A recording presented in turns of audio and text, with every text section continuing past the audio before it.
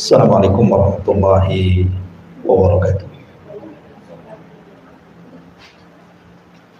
Alhamdulillah wassalatu wassalamu ala Rasulillah wa ala alihi wa sahbihi wa mawalah wa la hawla wa la quwata illa billahi wa ba'd.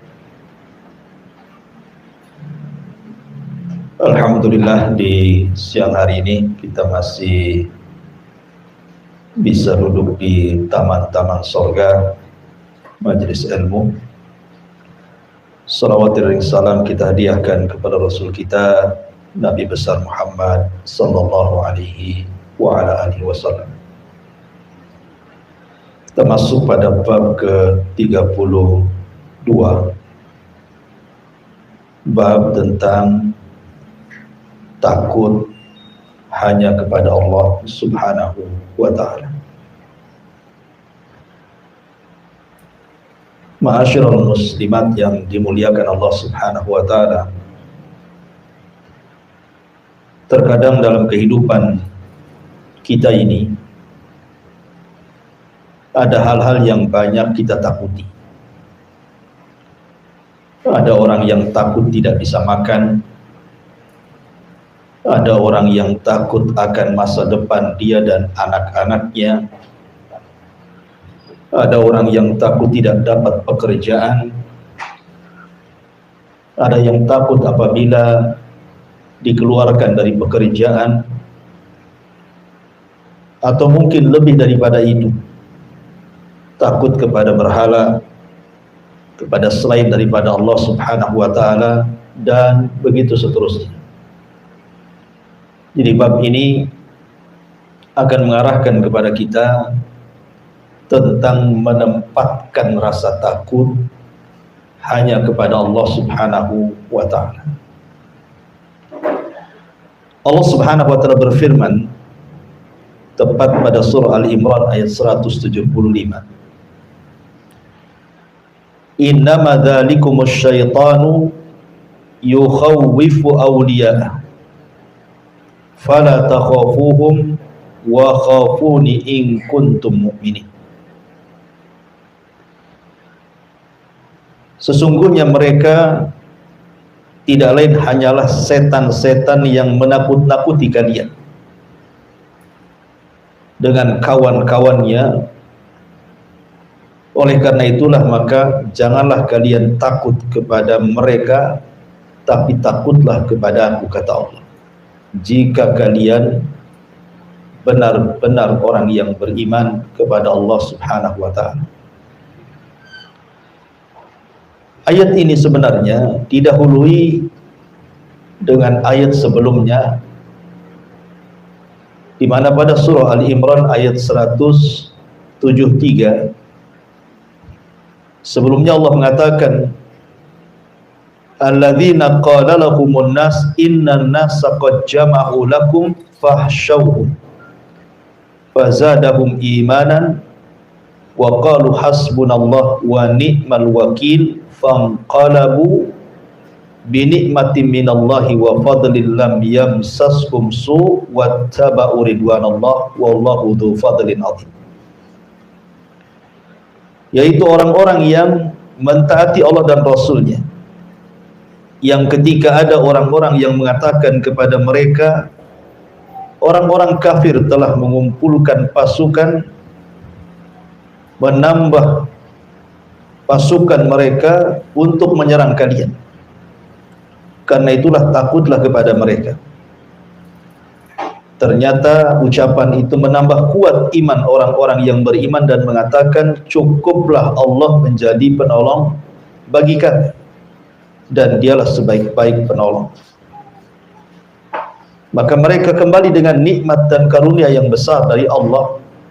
Mereka tidak ditimpa satu bencana pun, dan mereka mengikuti keridhaan Allah, dan Allah mempunyai karunia yang sangat besar.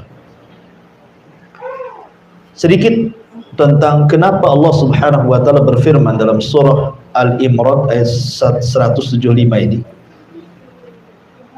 Jadi sebab turunnya begini, Bu. Ketika kaum muslimin mengalami kekalahan dalam perang Badar, ke dalam perang Uhud, Memang betul-betul perang Uhud itu perang di mana kaum muslimin itu betul-betul kalah. Bahkan Nabi SAW diisukan meninggal karena ketika itu ada seorang sahabat yang mirip dengan Rasul namanya Mus'ab ibn Umair gugur di perang Uhud ini. Jadi sangkanya itu Nabi, sehingga tersebarlah isu kematian Rasulullah SAW di perang Uhud, padahal itu adalah kedustaan. Tetapi dengan tersebarnya isu kematian Rasul itu menciutkan sebagian hati para sahabat sehingga mereka mundur dan berakhir dengan mengalami kekalahan. Tetapi walaupun demikian Allah Subhanahu wa taala menyelamatkan nabinya dan tidak benar berita kematian. Dan begitulah Allah Subhanahu wa taala jadikan kehidupan ini terkadang kalah, terkadang menang. Wa tilkal ayyam nudawiluha bainan nas. Terkadang hari-hari itu diputarkan oleh Allah Subhanahu wa taala. Ketika kemudian kaum muslimin sudah kembali ke Madinah, tiba-tiba kemudian Abi Sufyan ketika itu bicara kepada Abdul Qais, dan Abdul Qais ini seorang pedagang yang selalu berangkat dari Mekah ke Madinah. Jadi Abi Sufyan mengatakan, dan Abi Sufyan itu tokohnya orang Quraisy ketika itu belum masuk Islam, dan dia yang memimpin perang Uhud. Kata Abi Sufyan, "Ndak kemana kau Abdul Qais?" Kata Abdul Qais mengatakan, "Kami dan beberapa teman kami akan pergi ke kota Madinah." Kemudian kata Abi Sufyan, "Maukah engkau menyampaikan berita dariku kepada Muhammad? Mau enggak? Nanti ku berikan engkau imbalan." Akhirnya kemudian Abdul Qais dan kawan-kawannya sepakat mau. Akhirnya berangkatlah 3 orang ini dari Mekah menuju kota Madinah.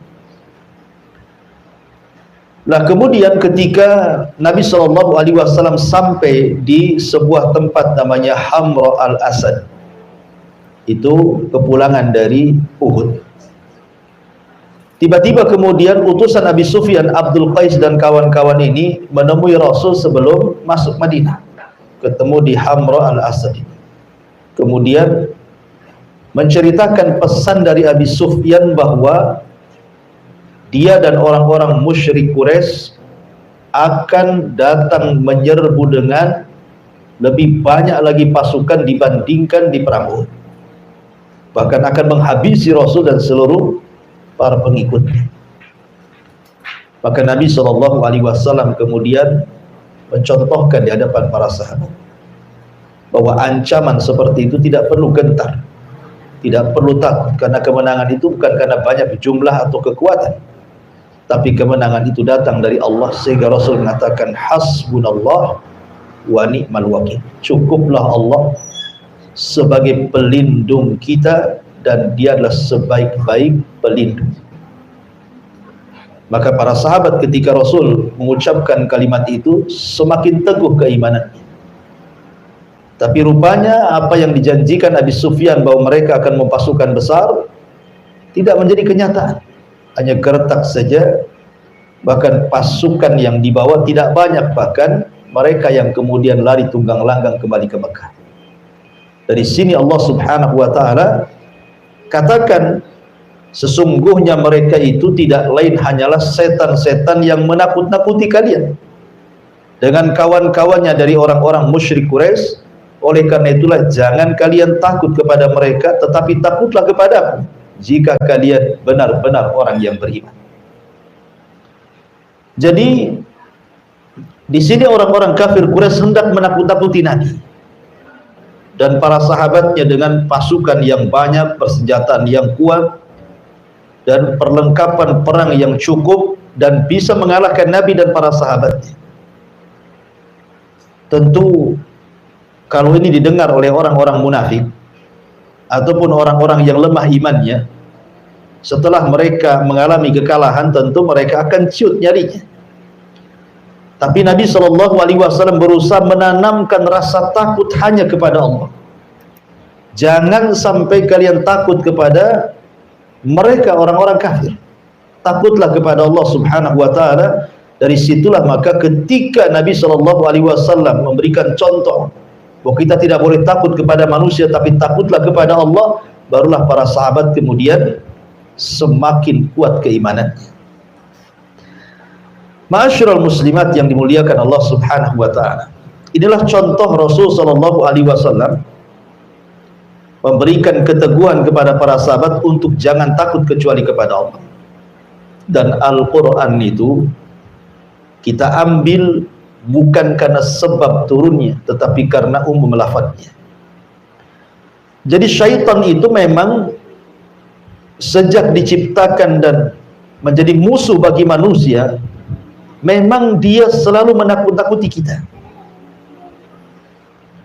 Salah satu contohnya adalah, ibu bisa buka Al-Baqarah ayat 268.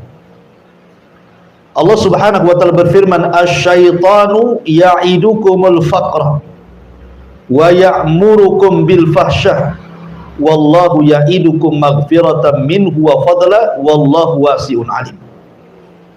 Syaitan itu senantiasa memberikan was-was kepada orang-orang yang hendak berinfak, bersedekah, berzakat.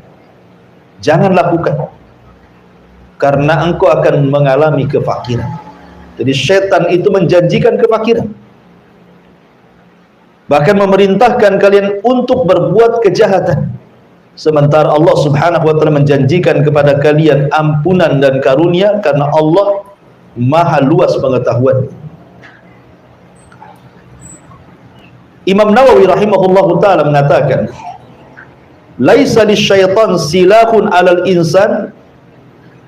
Tidaklah syaitan itu punya senjata untuk melawan manusia, kecuali bagaimana caranya menanamkan khauful faqri. Bagaimana manusia itu takut akan kefakiran. Sebab kalau seandainya manusia itu sudah takut akan kefakiran, maka manusia pasti akan berbuat jahat. Dan itu senjata syaitan untuk menakut-nakuti. Sebelum dia berbuat jahat, ditakut-takuti kefakiran. Makanya kenapa Nabi SAW mengajarkan satu doa, Allahumma inni a'udzubika minal kufri wal faqri wa adzabil qabri. Ya Allah, aku berlindung kepadamu dari kekufuran dan kefakiran serta azab kubur. Memang ada hadis yang ma'ruf di masyarakat, kadal faqru an yakuna kufran. Terkadang kefakiran itu dekat kepada kekufuran. Hadis ini tidak benar. Hadis ini dhaif, ya. Akan tapi secara makna memang benar, bahwa orang-orang fakir itu mudah meninggalkan kewajiban, bahkan bisa meninggalkan agamanya. Dulu kita dapat cerita kan, gara-gara sebungkus sepermi orang bisa murtad. Zaman dulu, ya. Kalau sekarang nggak mulai sebungkus bayar. Kalau sekarang pabriknya baru murtad, dikasih pabrik. Jadi kadang-kadang kefakiran itu bisa mengakibatkan kekufuran, bisa meninggalkan agama. Bahkan terkadang dia bisa murka kepada Allah Subhanahu wa taala, menyalahkan Allah, seolah-olah ujian dari Allah itu bagikan azab bagi dia.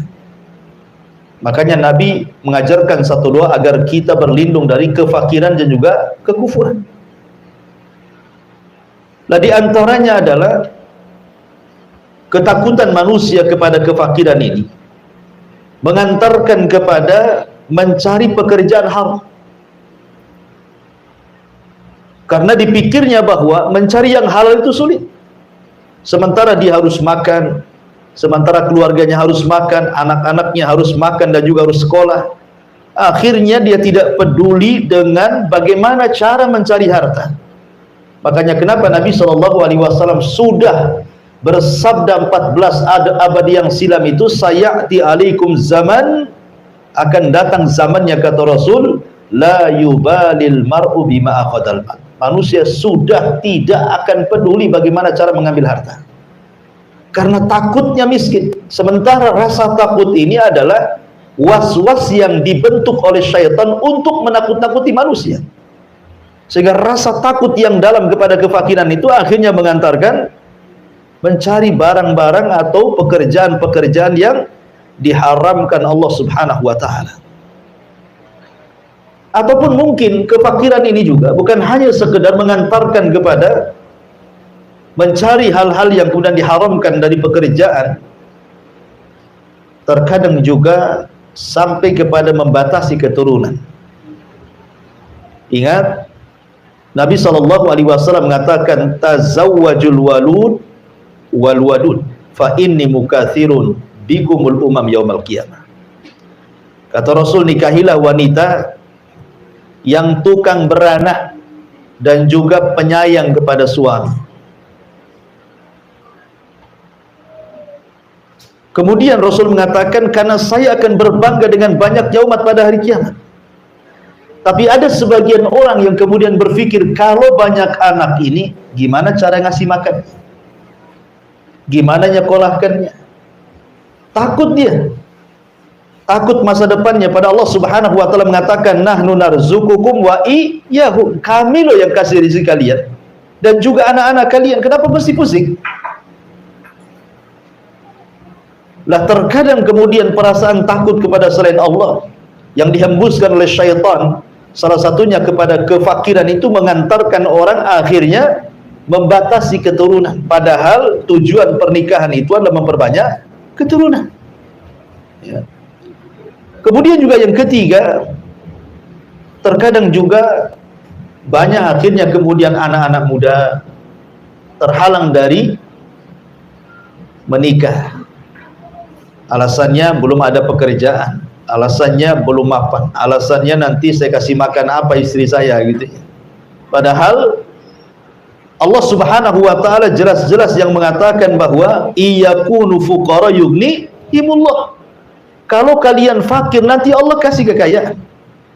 Dulu kita saja atau ibu-ibu dulu kan waktu menikah dengan suami ibu, awal-awal nikah kan banyak yang nggak punya rumah tuh. Tapi seiring dengan waktu, awalnya nyewa, akhirnya cari lahan, atau mungkin nyicil beli rumah, punya rumah. Yang nggak punya kasur sendiri beli kasur, punya kulkas, punya ini, punya itu, akhirnya lengkap satu rumah kan. Lah siapa yang kasih itu kalau bukan karena Allah Subhanahu wa ta'ala? Dan itu sekali lagi bahwa itu adalah syaitan. Syaitan membisikkan di telinga anak-anak muda supaya menjauhi pernikahan, supaya tabatul, sehingga disuruh maksiat kepada Allah Azza wa Jalla. Karena kalau dia tidak menikah, dia tidak bisa melampiaskan nafsunya kepada yang dihalalkan, akhirnya melakukan hal-hal yang diharamkan Allah Azza wa Jalla. Dari sinilah kemudian Allah mengatakan, ya'idukumul faqra wa ya'murukum bil fahsya. Setan menjanjikan kefakiran, habis itu memerintahkan untuk berbuat kerusakan.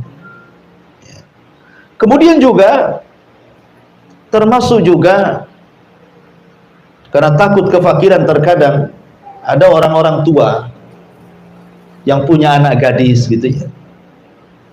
Ketika sudah waktunya menikah, terkadang dia pilih-pilih jodoh tuh anak-anak. Kalau dia tidak beragama tuh, mesti doktrin orang tuanya kepada anak gadis tuh, nah kalau cari jodoh cari yang mapan. Kalau bisa PNS, ya. Kalau bisa yang paslon yang banyak kan gitu ya. Jadi kadang-kadang seperti itu. Ya minimalnya pengusaha katanya. Minimal loh pengusaha itu, maksimalnya apa? Menteri ya. Jadi kadang-kadang orang-orang yang kemudian mendoktrin anak-anaknya itu justru soal urusan dunia. Padahal kita tahu bahwa kenikmatan berumah tangga itu bukan disebabkan karena kekayaan. Bukankah Rasul yang mengatakan ketika memilih kriteria itu, kata Rasul, fadfar bidzatid din taribat yadak. Ambil yang baik agamanya. Ambil yang baik agamanya, karena anak gadis kita itu akan melahirkan cucu kita. Cucu kita akan melahirkan cicit kita, dan itu aset bagi kita setelah kematian kita. Mereka yang mendoakan kita. Kalau orang-orang yang kaya belum tentu sayang dengan orang tuanya, jangankan lagi meninggal setelah kematian kita, masih hidup ketika sudah tua saja boro-boro gitu ya. Kenapa? Karena yang menggerakkan anak sayang kepada orang tua itu agama, bahwa ketika dia birrul walidain itu sebuah pahala. Makanya gara-gara kemudian waswas syaitan, akhirnya banyak kemudian orang-orang yang justru menjodohkan anak-anaknya dengan dilihat barometer kekayaan bukan dari agama. Atau terkadang juga karena takut fakir, banyak kemudian wanita-wanita yang kemudian mengambil tempat pekerjaan laki-laki. Dulu kita belum pernah lihat ada pom bensin itu yang layan perempuan kan Bu, pom bensin yang laki-laki. Nah, sekarang yang di pom bensin itu banyak perempuan gitu, laki-lakinya terusir sedikit Bu. Yang saya khawatirkan nanti tukang bangunan pula perempuan semua, ya kan, repot itu nanti. Pemborongnya perempuan, tukangnya perempuan, helpernya perempuan. Nah laki-laki kerja apa? Suruh mancing, gitu kan. Jadi itu akibat apa? Karena takut fakir. Kemudian gaya hedonis dipertontonkan dengan sinetron-sinetron yang isinya di rumah-rumah megah, gedong, belum lagi artis kalau ngupload video itu, wah semua kekayaannya, mobilnya, istananya, semuanya. Akhirnya orang-orang miskin menghayal kapan sih kayak dia gitu. Sehingga kurang bersyukur. Padahal Nabi SAW mengatakan, umdzuru ila man huwa asfala minkum wa la tangdzuru ila man huwa fawqakum. Lihat ke bawah kalau urusan dunia, jangan lihat ke atas, pegel. Ya. Karena kalau banyak lihat ke atas itu syukurnya sedikit jadi. Kemudian, dan itu akibatnya akhirnya banyak perempuan-perempuan yang kemudian tidak punya aturan cara mencari pekerjaan, karena berpikir kehidupan dia macam mana, masa depan dia macam mana. Orang tua saya sudah miskin, saya masih miskin lagi. Padahal belum tentu. Betapa banyak orang-orang susah kemudian dipinang orang kaya jadi kaya ya dia. Itu siapa yang berkehendak? Allah Subhanahu wa taala. Dan belum tentu orang kaya juga senang hidupnya. Hanya zahirnya saja dia senang. Ya, karena bagaimanapun kesenangan itu datang dari hati, dan itu pemberian dari Allah Subhanahu wa taala. Kemudian juga akibat kemudian bagaimana setan merongrong manusia untuk menakut-nakuti, dicintakan dengan harta dan ditakutkan dengan kematian. Bagaimana orang itu dicintakan dengan harta kemudian ditakutkan dengan kematian, akhirnya dia pun melanggar syariat dan mengikuti perintah syaitan. Ya. Kembali kepada tema bahwa di sini Allah Subhanahu wa taala menjelaskan tentang bagaimana kedudukan takut. Takut itu sebuah ibadah. Pada bab sebelumnya kita menjelaskan tentang al-mahabbah. Maka bab sekarang menceritakan tentang al-khauf. Kenapa di sini mu'alif rahimahullah ta'ala ingin menjelaskan tentang rukun-rukun ibadah hati. Jadi rukun ibadah hati itu ada 3 Ibu ya. Pertama al-mahabbah, perasaan cinta. Yang kedua al-khauf, perasaan takut. Yang ketiga ar-raja, perasaan mengharap. Ibadah itu harus didasari dengan cinta, jangan terpaksa.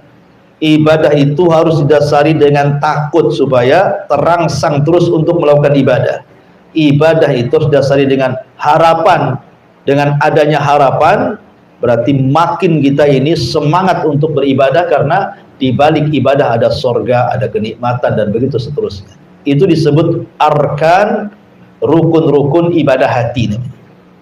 Dan rukun-rukun ibadah hati lebih mulia dibandingkan ibadah zahir. Ibadah hati itu jauh lebih mulia dibandingkan ibadah yang nampak. Gerakan-gerakan, bacaan-bacaan itu. Kenapa? Karena yang merangsang gerakan ibadah, gerakan dan ibadah bacaan itu adalah hati. Salat itu kan gerakan. Tetapi yang paling penting itu khusyuknya. Khusyuk itu dalam hati. Karena percuma kalau hanya gerakan saja. Betapa banyak Allah menolak gerakan-gerakan salat yang tidak khusyuk, tidak tumakninah, asal bergerak saja. Karena inti ibadah itu dalam hati. Kalau hatinya baik, semua gerakannya baik. Kalau hatinya tidak baik, maka gerakannya pun tidak baik. Itu yang disabdakan Nabi SAW. Sedikit bicara takutnya. Takut itu ada 4 macam. Takut itu ada 4 macam. Yang pertama, takut kepada Allah yang sudah saya jelaskan. Tidak boleh takut kecuali kepada Allah. Tidak boleh takut kecuali kepada Allah. Dan ini takut ibadah, namanya takut tauhid, berpahala. Waliman khafa maqama rabbih jannatan. Bagi orang yang takut kepada Rabbnya, maka dia dapat 2 surga.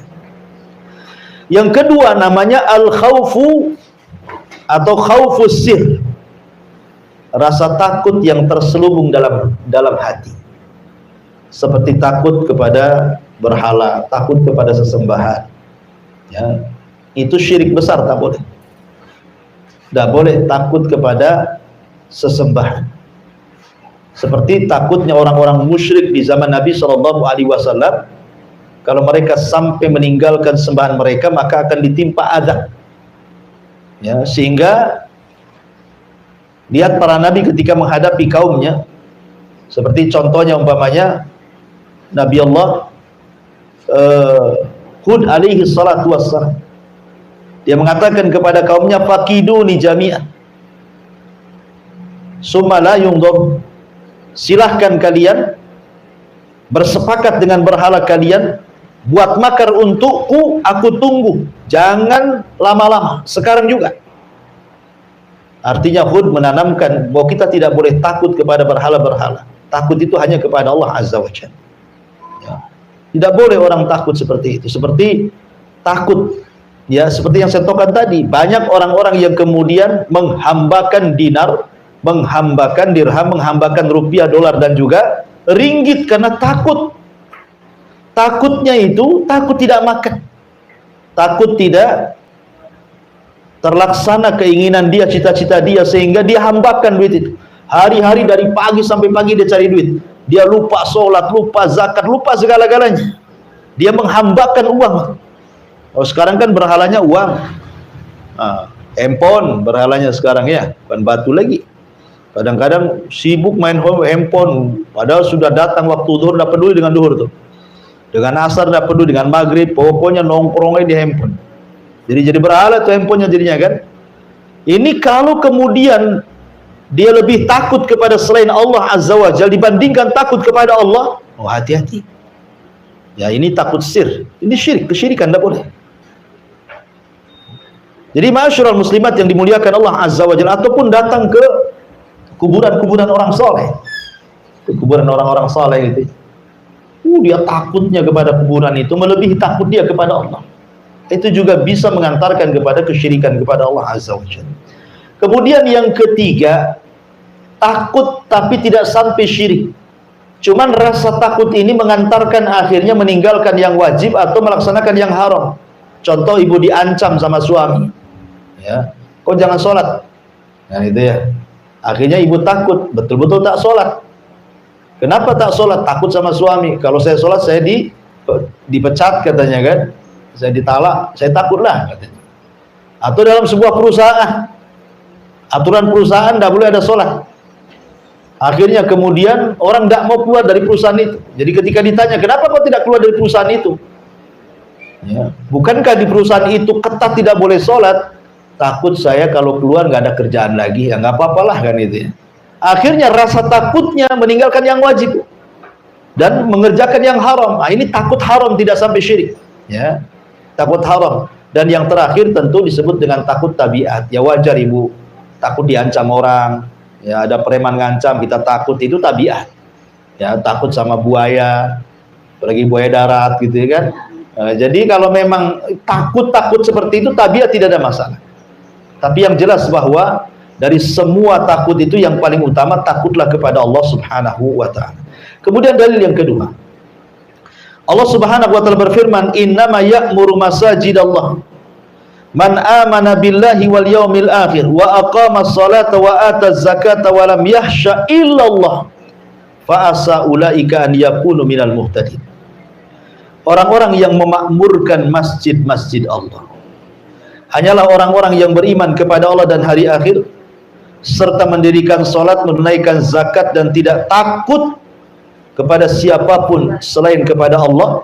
Mereka adalah orang-orang yang diharapkan termasuk golongan orang-orang yang mendapatkan petunjuk. Dalam ayat yang kedua At-Taubah 18 ini, Allah Subhanahu wa taala ingin menjelaskan kepada kita bahwa orang-orang yang memakmurkan masjid itu ada dua macam. Ada memakmurkan secara fisik, memakmurkan masjid secara fisik, seperti membangun masjid, ikut mewakafkan material-material masjid, entah besinya, entah semennya, entah kerikilnya, entah pasirnya, entah gentengnya, spandeknya, atau apalah yang berkaitan dengan pembangunan. Dan ini besar pahalanya. Sebagaimana Nabi SAW mengatakan, man bana masjidan lillahi kamif hasiqitatin au asghar banallahu lahu baitan fil jannah. Barang siapa yang membangun masjid walaupun sebesar sangkar burung atau lebih kecil dari sangkar burung, tetap Allah Subhanahu wa taala akan bangunkan bagi dia rumah di surga. Apa maksudnya? Imam Syaukani rahimahullah mengatakan maksudnya, kan tidak mungkin kita pahami secara zahir hadis ini, Bu. Masa barang siapa yang membangun masjid walaupun sebesar sangkar burung, orang aja nggak masuk, ya burung aja yang masuk di situ kan? Ya, kan tidak mungkin orang bangun masjid segede sangkar burung. Seberapalah sangkar burung itu? Maksudnya kata Imam Syaukani hadis ini, maksudnya di sini kinayah bahwa sekecil apapun ibu nyumbang untuk pembangunan masjid, walaupun hanya satu lonjor besi, satu sak semen, satu gerobak pasir, satu gerobak koral, satu lembar spandek gitu ya, satu lembar baja ringan atau apalah kan, itu sudah cukup ibu dibangunkan satu rumah di sorga. Ya, ini yang pertama.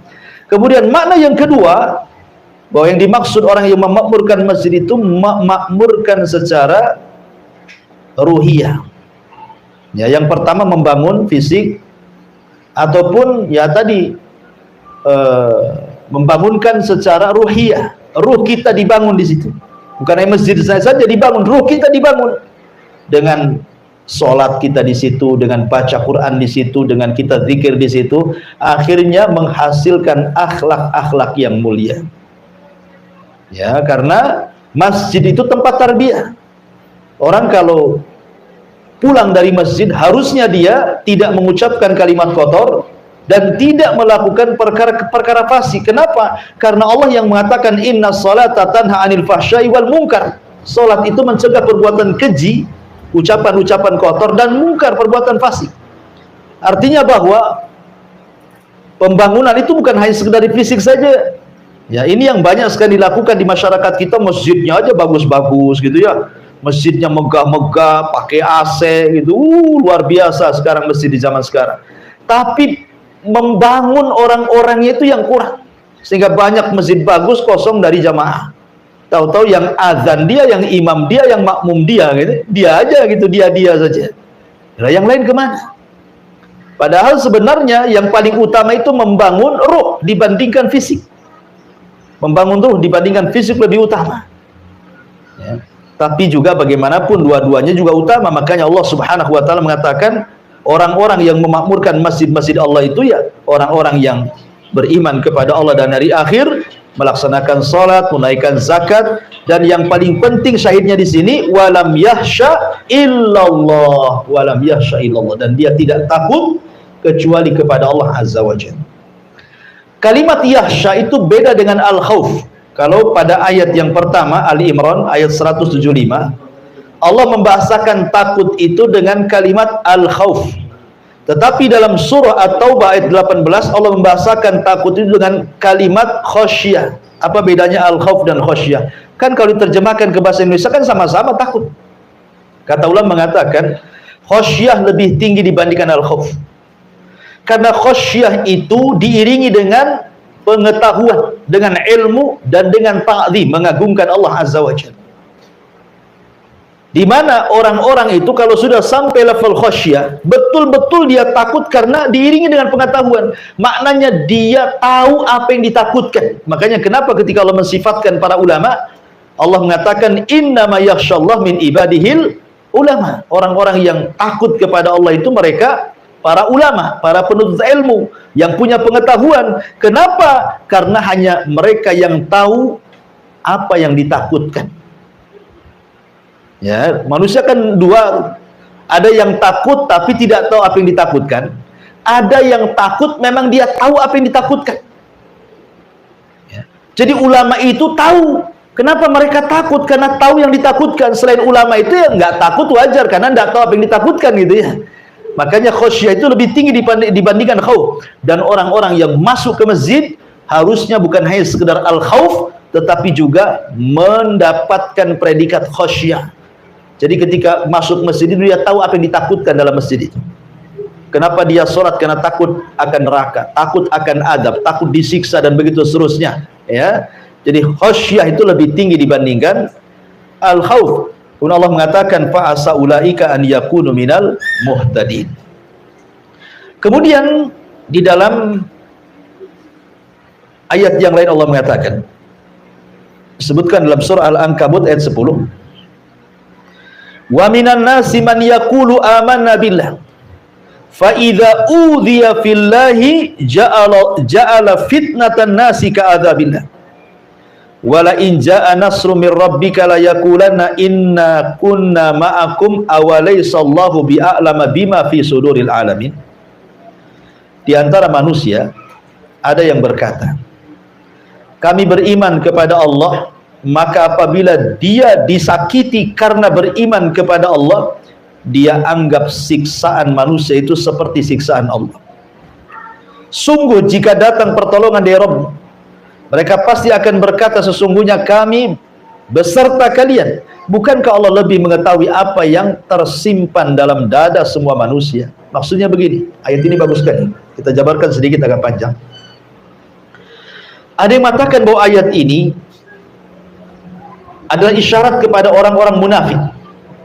Jadi orang-orang munafik dan lemah imannya, kalau diuji oleh Allah Subhanahu wa taala di zaman Nabi sallallahu alaihi wasallam, maka mereka mengatakan ujian itu seolah-olah adab dari Allah Azza wa Jalla, bukan sebagai pengangkat derajat dan penghapus dosa, ya kan?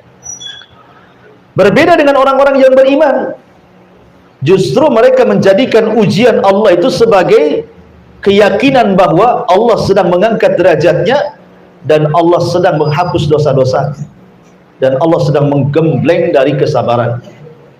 Karena begini Bu ya, manusia di depan ujian Allah Subhanahu wa taala itu ada 4 macam.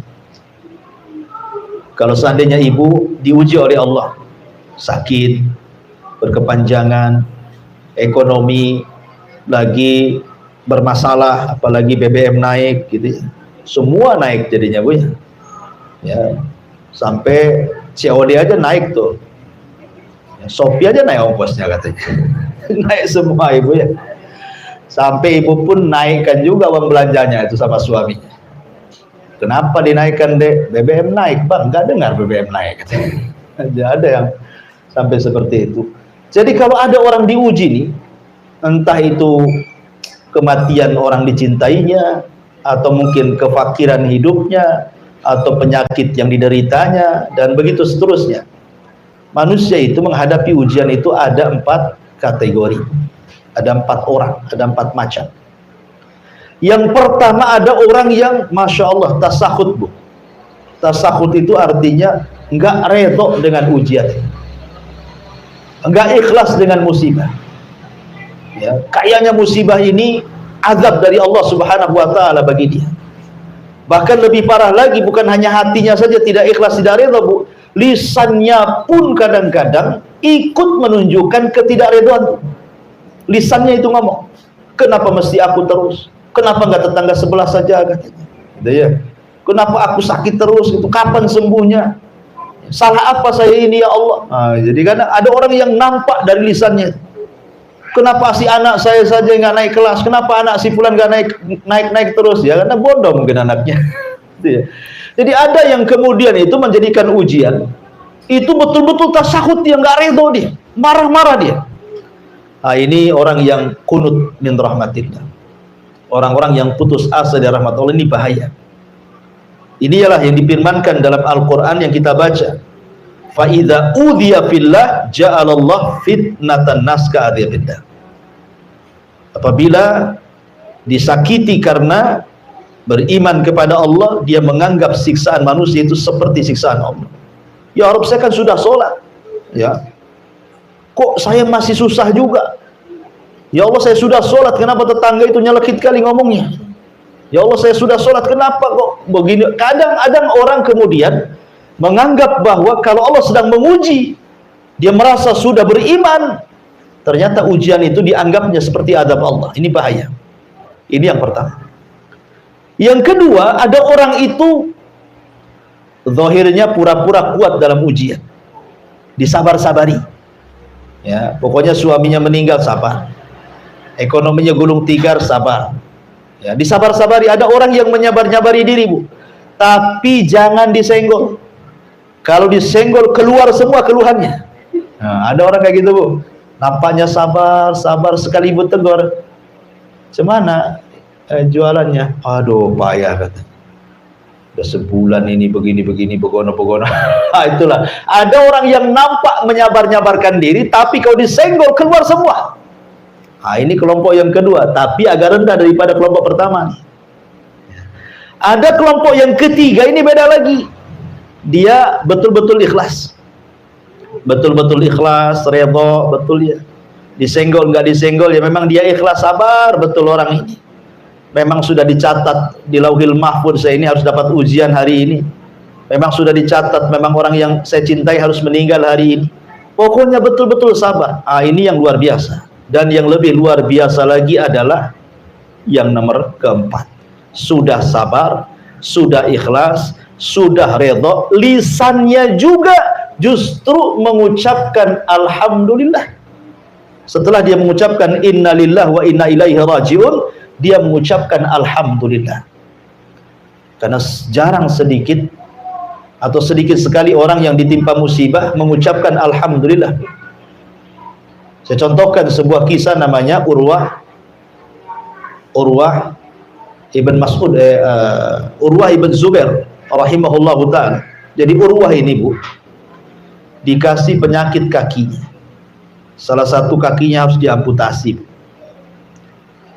Akhirnya kemudian dikatakan kepada Urwah, "Ya Urwah, engkau harus minum khamr.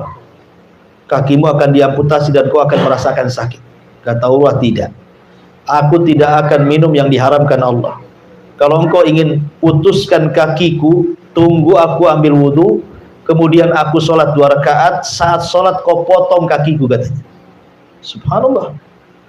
Jadi dia mengambil momen khusyuk itu sebagai obat bius bagi dia. Itu ulama dulu, Bu. Khusyuk itu bisa jadi obat bius, sehingga ketika dipotong, sudah terpotong, disangka belum dipotong. Lah di waktu yang sama ketika kemudian kakinya terpotong satu, artinya sudah pincang, tidak punya kaki satu. Ada kabar pula salah satu putra daripada Urwah ini meninggal dunia. Bayangkan, berturut-turut musibahnya. Pertama kakinya hilang, yang kedua anaknya hilang. Tapi Urwah mengatakan alhamdulillah ala kulli hal. Segala puja dan puji bagi Allah. Segala sesuatu ada kebaikannya. Sehingga orang-orang heran dan mengatakan, "Ya Urwah, kok bisa kamu mengucapkan alhamdulillah?" Kata Urwah, "Ya, tidakkah kau lihat anggota badan diriku? Aku masih punya 2 tangan dan aku masih punya 1 kaki. Aku tetap bersyukur kepada yang ada. Dan kenapa aku mengucapkan alhamdulillah? Karena kematian putraku, karena aku masih putra yang lain yang bisa membanggakan diriku." Jadi orang yang keempat ini tetap dia mensyukuri nikmat yang tersisa pada badannya, tidak terus fokus pada musibah yang menimpanya. Ini kan luar biasa, Bu. Yang keempat ini tingkatan menghadapi musibah yang luar biasa yang keempat. Makanya jarang yang keempat ini dilakukan orang, kecuali betul-betul orang yang dirahmati oleh Allah Subhanahu wa taala, penyabar, penyayang gitu ya, redha, ikhlas, dan mengatakan alhamdulillah. Mau diapakan lagi? Ya kan? Lah, ma'asyiral muslimat yang dimuliakan Allah Azza wa Jalla, ayat ini memberikan pelajaran kepada kita bahwa jangan pernah seseorang itu menyandarkan hidup kepada manusia. Sebab kalau seandainya manusia menyakiti kita, maka kita anggap mereka menyakiti seolah-olah adab dari Allah Subhanahu wa taala. Makanya nanti hadis setelahnya Nabi SAW mengatakan, "Manil tamas ridallah bi sakhatin nas radhiyallahu anhu wa arda, anhun nas wa man iltamasa ridwan nas bi sakhatillah sakhitallah alaihi wa askhata alaihi nas. Barang siapa yang mencari keridhaan Allah walaupun membuat orang marah, maka Allah akan redha kepadanya. Dan barang siapa yang mencari keridhaan manusia dengan perkara yang bisa mendatangkan kemarahan Allah, maka Allah akan marah kepadanya dan membuat orang-orang jadi marah kepadanya. Jadi memuliakan diri sendiri, jangan pernah menyandarkan kepada orang lain.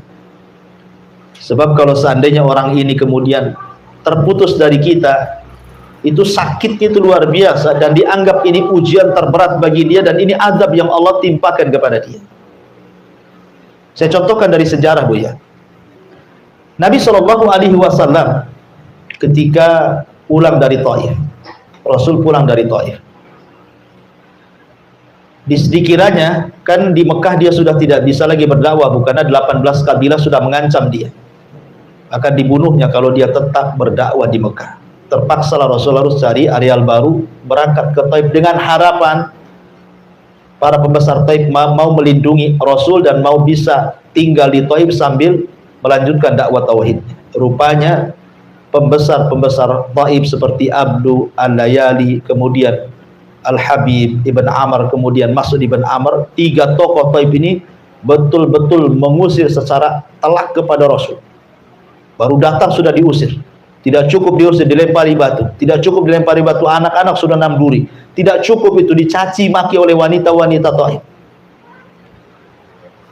Nabi SAW harus kemana coba, Bu? Ke Mekah tidak bisa masuk karena diancam dibunuh. Mau masuk Taif lagi tidak bisa karena dilempari batu. Tetapi tidak pernah keluar dari lisan Nabi SAW sebuah kata-kata bahwa ujian ini merupakan adab dari Allah. Rasul tidak pernah mengatakan, ya Allah, apakah ini balasan orang yang mengemban risalah? Contohnya umpamanya, ya Allah, apakah begini orang-orang yang kemudian mengemban kenabian dan kerasulan? Kenapa mesti aku yang disakiti? Kenapa tidak mereka saja? Kenapa mesti aku seperti ini? Rasul tidak mengatakan seperti itu. Tapi subhanallah, Nabi SAW mengajarkan kepada kita sebuah doa saat disakiti orang Taif itu. Apa kata Rasul? Allahumma ilaika ashku dha'fa quwwati wa qillati hilati wa hawani 'alan nas. Kata Nabi SAW, ya Allah, aku hanya mengadu kelemahan kekuatanku, sedikit pengalaman dakwahku, dan terasa hinanya diriku di atas manusia. Tetapi Rasul mengatakan, illam takun alayya sakhatun fala ubali. Kalau memang illam takun alaika, kalau memang engkau tidak murka kepadaku, kalau memang peristiwa seperti ini bukan kemurkaanmu kepadaku, kalau memang mereka melempari batu kepadaku, mencaci maki aku, ini bukan bentuk kemurkaanmu kepadaku, kata Rasul, fala ubali, aku nggak peduli. Ya. Mereka mau ngomong apa, mau melempari batu, mau menyakiti saya, terserah, asal ini bukan bentuk kemarahanmu kepadaku. Lihat, bisa nggak kita ngomong begini saat kena musibah? Umpamanya ibu kena sakit gitu, ya Allah, selama sakit ini, umpamanya persis seperti ucapan Nabi SAW, ya, ini bukan bagian azabmu untukku, saya nggak peduli. Ya, boleh jadi ini adalah engkau hendak mengangkat derajatku dan menghilangkan dosa-dosaku. Ah, kan enak, Bu. Kalau ibu ngomong gitu, tenang tuh hidup tuh. Umpamanya ini gulung tikar usahanya, dia ngomong, ya Allah, selama gulung tikar ini, kebangkrutan ini bukan azab dari kepada kamu, bukan karena engkau murka kepada aku nggak peduli. Mau gulung tikar, mau bangkrut, nggak peduli. Ya. Yang penting afiataka, karuniamu, maafmu lebih luas kau berikan kepada aku. Itu yang dikatakan Nabi SAW, ghairu anna afiyataka hiya awsa'ali, akan tetapi maafmu kepadaku lebih luas dibandingkan murkamu kepadaku. Kalau orang ngomong begini saat kena musibah, Bu, tenang satu dunia, Bu. Nggak ada orang yang menjerit-jerit, apalagi sampai curhat kemudian di FB, itu nggak ada, Bu. Ya kan? BBM naik, udah curhatnya macam-macam tuh, dari A sampai Z, setiap hari statusnya itu aja. Ya, kalau dia mengatakan seperti itu kan enak, Bu, ya kan? Tenang, tidak sedih, tidak khawatir, tidak takut. Itu yang diajarkan Nabi SAW. Tapi betapa banyak sering saya katakan kan, apabila anaknya sakit, dia mengeluh dan mengatakan, "Ya Rabb, kenapa anak saya yang sakit?" Apabila ditimpa musibah, dia mengatakan, "Ya Rabb, asi aku aja kena musibah, kenapa si anu tidak?" Ya, ketika kemudian gulung tikarnya, "Ya Rob, kenapa mesti usahaku yang gulung tikar? Kenapa si anu itu kok bagus sekali usahanya? Apa salahku?" Kan ada orang-orang kayak gitu ya. Ini sama dengan firman Allah, "Fa idza udhiya fillah ja'ala fitnatan nas ka'adzabillah." Apabila diuji gitu ya, maka dia menjadikan ujian itu seolah-olah azab dari Allah Subhanahu wa taala. Tidak, terkadang Allah Subhanahu wa taala menghendaki seperti itu supaya ada kebaikan yang kita tidak tahu hikmahnya. Makanya Allah mengatakan, wa asa an taqru syai'an wa huwa khairul lakum. Boleh jadi sesuatu yang kita benci itu ada kebaikan di situ. Mana tahu gitu kan, itu rahasia Allah. Betapa banyak orang-orang yang keluar dari perusahaan ya, karena mungkin di PHK. Rupanya Allah mempersiapkan usaha yang jauh lebih berkah, lebih banyak, lebih bagus lagi dibandingkan ketika dia kerja di situ. Betapa banyak itu sudah banyak kok dilakukan orang-orang. Ya, jadi kenapa mesti takut? Takut dengan rizki, takut dengan kebahagiaan semua milik Allah. Tinggal minta kepada Allah yang Maha Kaya, ya kan? Ma'asyiral muslimat yang dimuliakan Allah Azza wa Jalla, makanya pentingnya seseorang itu membangun kebahagiaan dari diri sendiri. Jangan pedulikan ucapan orang. Gara-gara ucapan orang, kadang-kadang orang akhirnya ciut, tidak mau keluar rumah. Ya, ada juga yang kemudian bunuh diri gara-gara ucapan orang itu. Ngapain dipedulikan ucapan orang? Jangan jadikan ucapan orang itu adab dari Allah. Biarkan mereka bicara, nggak usah dipedulikan, gitu maksudnya ya. Maka jangan sampai ujian itu dijadikan fitnah yang seolah-olah adab dari Allah Subhanahu wa taala. Kemudian mu'alif rahimahullah taala mulai masuk pada hadis Nabi SAW. Dalam hadis yang marfu dari Abu Sa'id Al-Khudri radhiyallahu anhu, "Inna min dha'fil yakin an turdiyan nas bi saqatillah wa an tahmadahum ala rizqillah wa an tadhummahum ala ma lam yu'tikallah. Inna rizqallah la yajurruhu hirsu harisin wa la yarudduhu karahiyatu karih." Hadis ini secara sanad dhaif jiddan. Hadisnya sangat lemah sekali, tidak bisa dijadikan hujah. Akan tetapi boleh jadi mungkin ini dikatakan mauquf kepada perkataan Abdullah ibn Mas'ud radhiyallahu anhu, yang kurang lebih semana dengan perkataan ini. Sesungguhnya di antara bentuk lemahnya iman adalah mencari keridhaan manusia dengan melakukan perkara yang bisa mendatangkan kemurkaan Allah. Memuji orang lantaran rizki Allah yang diberikan lewat mereka, dan mencela orang lantaran rizki Allah yang tidak diberikan lewat mereka. Sesungguhnya datangnya rizki Allah tidak dapat dipercepat dengan semangat seseorang yang mengelola untuk mendapatkannya, begitu juga tidak dapat ditinggalkan oleh kebencian seseorang yang membencinya. Subhanallah, ini banyak terjadi di masyarakat ya, bahwa terkadang manusia itu ingin mencari keridhaan manusia, tetapi dengan cara yang membuat Allah murka. Ya, banyak orang yang kemudian mencari ridha manusia, tidak peduli Allah murka atau tidak murka. Itu banyak sekali di masyarakat. Ya, umpamanya orang bekerja di perusahaan, yang penting dia nggak dipecat, nggak apa-apalah, dilarang sholat pun nggak apa salah katanya. Yang penting saya bisa kerja, bisa digaji di sini. Kadang-kadang seperti itu. Atau masuk kerja dengan cara nyogok, dengan cara rasuah gitu ya, kecuali ngambil hak ya, dengan cara rasuah nggak peduli. Jadi jangan kemudian mencari redha orang dengan kemurkaan Allah Subhanahu wa taala, atau mungkin sebaliknya. Karena namanya manusia itu tidak semua suka dengan kita, tidak semua benci dengan kita. Makanya hati para ulama, hati orang-orang mulia itu adalah hati yang tidak berubah. Kalau ibu ini orang berakal, orang mulia, jangan pernah merubah hati gara-gara celaan, dan juga jangan pernah merubah hati gara-gara pujian. Bagi ibu pujian dan celaan sama saja. Jangan kalau ibu dipuji langsung ibu masuk kamar kemudian bercermin. Gitu ya. Jadikan ibu cerminnya.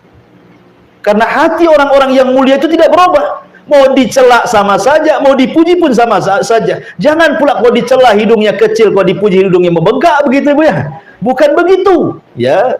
Supaya kita ini tidak ciut kalau ada orang yang tidak suka dengan kita. Karena orang berbuat baik saja, tidak semua orang suka dengan kita, apalagi berbuat jahat. Ya, maka dari sini jangan mencari redha manusia di atas kemurkaan Allah Subhanahu wa taala. Karena bagaimanapun kemuliaan itu datang dari Allah. Siapa yang Allah muliakan, tidak ada makhluk yang bisa menghinakan. Siapa yang Allah hinakan, tidak ada makhluk yang bisa mengangkat derajatnya. Dan mengangkat derajat itu bukan karena harta. Kalau memang itu, kenapa pula Qarun difirmankan fakhasafna bihi wa bidarihil ardh. Kami tenggelamkan Qarun beserta seluruh harta-hartanya. Ya. Kalau memang kemuliaan itu ada pangkat dan jabatan, bagaimana pula kemudian Fir'aun ditenggelamkan? Fa'aghraqnahum. Kami tenggelamkan Fir'aun. Kalau memang kemuliaan itu datang dari kesehatan dan anak-anak yang banyak, kenapa Walid ibn Mughirah difirmankan sa'uslihi saqar, saya akan masukkan kau ke neraka saqar? Kalau memang kemuliaan itu ada pada kesombongan, kekuasaan, kenapa Namrud dibunuh oleh seekor nyamuk yang masuk ke hidungnya, bersarang di otaknya 40 tahun kemudian meninggal? Ya. Semua diadab oleh Allah. Jadi kemuliaan itu milik Allah Subhanahu wa taala. Kalau ingin cari kemuliaan, minta kepada Allah. Jangan minta kepada manusia. Jangan pula minta penilaian manusia. Tidak perlu dinilai manusia. Yang penting kita dapat nilai dari Allah Subhanahu wa taala. Kemudian dari hadis yang terakhir, Aisyah radhiyallahu anha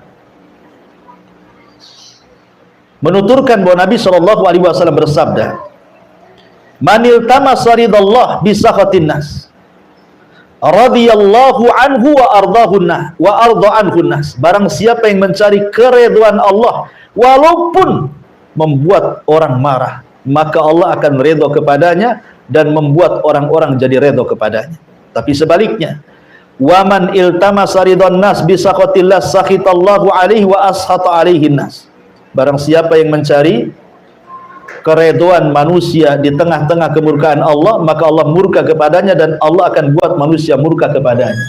Sebenarnya perkataan Aisyah radhiyallahu anha ini adalah balasan surat kepada gubernur, kepada seorang sahabat namanya Muawiyah ibn Abi Sufyan ketika menjadi gubernur di Syam. Jadi Muawiyah bin Abi Sufyan ini mengirim surat kepada Aisyah radhiyallahu anha, "Wahai Aisyah ummul mukminin, berikan nasihat pendek kepadaku. Berikan wasiat pendek, nasihat pendek kepadaku."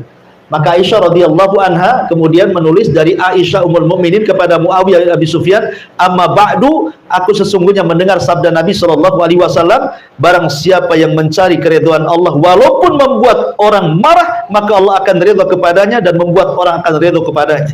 Dan barang siapa yang mencari keridhaan manusia dengan perkara yang mendatangkan kemarahan Allah, maka Allah akan murka kepadanya dan Allah akan jadikan manusia juga murka kepadanya." Jadi ini isi surat kepada Muawiyah dari Aisyah radhiyallahu anha ummul mukminin.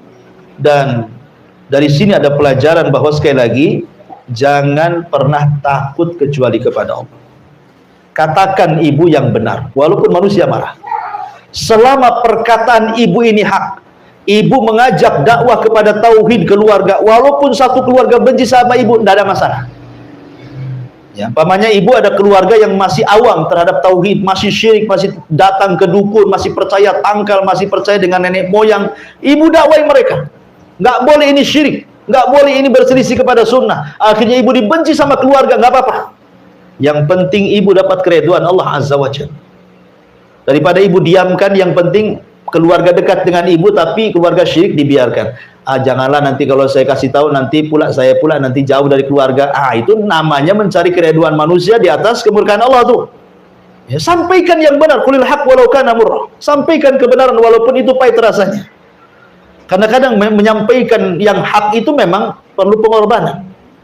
Ya, perlu pengorbanan. Ya, terkadang konsekuensinya tadi akhirnya dijauhi orang, akhirnya dibilang macam-macam. Nabi loh dibilang gila, penyair, tukang tenun, penyihir. Gara-gara apa? Menyampaikan tauhid, menyampaikan yang benar. Yang penting Allah redha, sekalipun satu dunia benci, tidak ada masalah. Itulah perkataan Nabi SAW tadi, illam takun alayya sakhotun fala ubali, selama engkau tidak murka kepadaku, aku gak peduli. Ya, itulah yang harusnya jadi prinsip hidup bagi kita semua. Wallahu alam. Ini yang bisa sampaikan dari bab yang ke-32, takut kepada Allah. Silakan kita buka tanya jawab.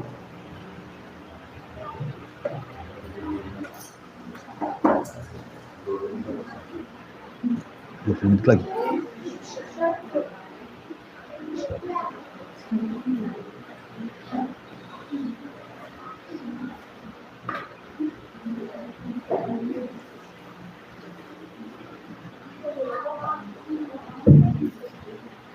Assalamualaikum warahmatullahi wabarakatuh. Ya, waalaikumsalam warahmatullahi wabarakatuh. Ustaz, Ana mau tanya, kalau kita nggak bisa mengatakan itu azab dari Allah, salahkah kita mengatakan mungkin ini teguran dari Allah gitu, atau pada Allah gitu? Oh, kalau ibu disakiti orang, kemudian ibu ngomong, nah ini bukan, Pak. apa? Kemarin kan Ana jatuh, gitu. Kecelakaan ya. Nah, terus Ana bilang, ini mungkin teguran dari Allah gitu. Terus udah, karena kawan-kawan punya kok bisa jatuh. Ana sendiri nggak tahu kenapa bisa jatuh, tapi Ana udah gimana ya, rasanya itu udah balik kayak gitu. Pas berdiri, motor Ana nggak apa-apa, tapi kaki sampai begini gitu. Tiba-tiba jatuh. Terus Ana menjawab, udah ngomong aja lah gitu. Ya nggak apa-apa, memang benar. Karena ada hadisnya beliau mengatakan, ihris ala ma yanfa'uka wasta'in billah. Ihris ala ma yanfa'uk. Carilah apa yang bermanfaat bagi hidup. Mintalah pertolongan kepada Allah. Dan jangan katakan, kata Rasulullah, wala taqul lau fa'altu kadza lakana kadza wa kadza. Kata Rasul, jangan katakan kalau saya tidak melakukan, kalau saya melakukan ini, kalau seandainya saya tidak melakukan ini, tentu akan terjadi ini dan itu. Tidak akan terjadi ini dan itu. Kalau saya tidak melakukan ini dan itu, saya tidak mungkin terjadi ini dan itu. Seperti kalau saya tidak jalan ke sana, mungkin saya tidak jatuh. Kalau saya tidak jalan ke sini, mungkin saya tidak selamat. Itu tidak boleh. Ya, kenapa? Karena itu adalah pintu pembuka amal setan. Kata Rasulullah, akan tapi katakan, kul, katakan kata Nabi SAW, qaddarallah wa masya'a fa'al. Semua atas takdir Allah. Allah menakdirkan sesuka dan sekehendaknya. Ya betul Bu. Jadi kalau ibu jatuh, ya, jangan pula kemudian disalahkan, oh gara-gara motornya ini sudah ombek, motornya ditendang lagi, gara-gara kamu. Ngapain nendang motor? Makin sakit lah, udah jatuh nendang motor pula kan itu. Jadi kita katakan ini sudah takdir Allah. Ya betul, itu harus begitu. Sandarkan semua kepada takdir Allah. Supaya apa Bu? Supaya tenang, supaya nggak kecewa. Karena orang yang tidak menyandarkan takdir kepada itu kecewa. Kenapa saya harus jalan ke sana? Tahu ke sana itu rame, akhirnya saya jadi jatuh. Akhirnya disalahkan, tuh kan gara-gara jalan ke sini, akhirnya kan kecewa dia. Maka nggak usah, ya. Katakan semua takdir Allah, karena jatuhnya ibu hari itu tuh sudah dicatat 500 tahun sebelum Allah menciptakan langit dan bumi. Sehingga Allah, ya ibu pikir mungkin sudah takdirnya. Walaupun bagaimanapun hari ini harus jatuh, bagaimanapun caranya saya jatuh karena sudah ditulis gitu. Ya sama dengan orang meninggal kan. Ada orang meninggal sebabnya kecelakaan. Ya, tapi kalau ditakdirkan hari itu harus mati, tidak celaka pun dia mati. Betapa banyak orang yang di rumah nggak kecelakaan di jalan pun mati dia. Memang sudah takdirnya, itu sebab jalan aja dia meninggal seperti itu. Ya. Tapi kalau takdirnya hari itu harus mati, ya mesti harus meninggal dia. Dengan cara apapun, tidak mesti kecelakaan. Ya, karena memang semua sudah ditakdirkan Allah Azza wa Jalla. Sudah betul kata-kata ibu. Katakan kalau ada musibah itu qaddarallahu wa masya'a fa'al. Wallahu a'lam. Ada lagi Pak Ustaz, Iya. bagaimana cara kita menyikapi teman kalau misalkan ada teman yang lain kena musibah gitu, terus dia itu ngomongnya biarin itu aja dari Allah gitu. Gimana? Misalkan nih ada teman mendengar kabar ada teman lain gitu kena musibah gitu, terus teman yang ini tadi bilang biarin itu aja dari Allah gitu. Enggak boleh. Masa ada orang kena musibah didoakan jelek, itu biarin asap itu. Memang kayak gitu. Ibu, jangan ibu ya, kita doakan yang baik gitu, ibu ya. Kita sering Iya, itu nggak boleh, Bu. Akhlak seorang muslim nggak boleh mendoakan keburukan. Dan kita tidak tahu, itu namanya suudzon sama kawan, Bu. Namanya ibu ya, kalau dia kena musibah, kemudian kita katakan biarin saja itu azab dari Allah. Bu, kita tidak tahu kehidupan dia. Nampak saja mungkin di mata kita dia jahat. Boleh jadi ibu tidak tahu dalam kehidupan sehari-hari dia, mungkin dia ada amalan yang ikhlas yang diterima oleh Allah yang ibu tidak punya. Ya, boleh jadi mungkin musibah dia itu mengangkat derajat dia dan menghilangkan dosanya. Tapi kita ngomong kepada orang itu namanya seolah-olah kita suudzon dan seolah-olah dia lebih baik dibandingkan dia. Nah, itu tidak boleh. Ya, nasihati saja kita tidak boleh bersikap seperti itu kalau kita nasihati orang. Jangan sampai umpamanya di depan kita orang yang berdosa, kita nasihati orang yang berdosa, kita anggap kita lebih suci dari dia. Nggak boleh kayak gitu. Ya, karena menasihati orang itu sama dengan nasihati diri sendiri dalam cermin. Maka sebaiknya hilangkan itu kata-kata itu, nggak bagus ya. Itu bukan akhlak Islam ya. Wallahu a'lam. Wah ya. Salam ya. Iya, di sini ada pertanyaan juga dari YouTube ini apa ini? Bismillah, izin bertanya Ustadz, gimana hukumnya seseorang yang bersedekah untuk pembangunan masjid lalu diinfo saat serah terima uang disumbangkan beserta nominalnya dan foto tersebut di-share ke grup. Ya, tujuan nge-share ke grupnya apa? Kalau nyumbang kemudian tujuannya ingin dipuji orang, nah ini ria ya. Tapi kalau tujuan nge-share-nya itu ngasih contoh ya, supaya yang lain juga ikut infak ya enggak apa-apa. Cuman kan biasanya ya agak sedikit sulit lah gitu ya, karena hati itu kan dibolak-balikan sama Allah. Ya kembali ke niatlah, innamal a'malu binniyat. Wallahu a'lam. Ya Bu, karena asar sebentar lagi, mungkin kita tutup pertanyaan sampai di sini. Subhanallah bihamdika, asyhadu an la ilaha illa anta astaghfiruka wa atubu ilaik. Allahu ta'ala. Assalamualaikum warahmatullahi wabarakatuh.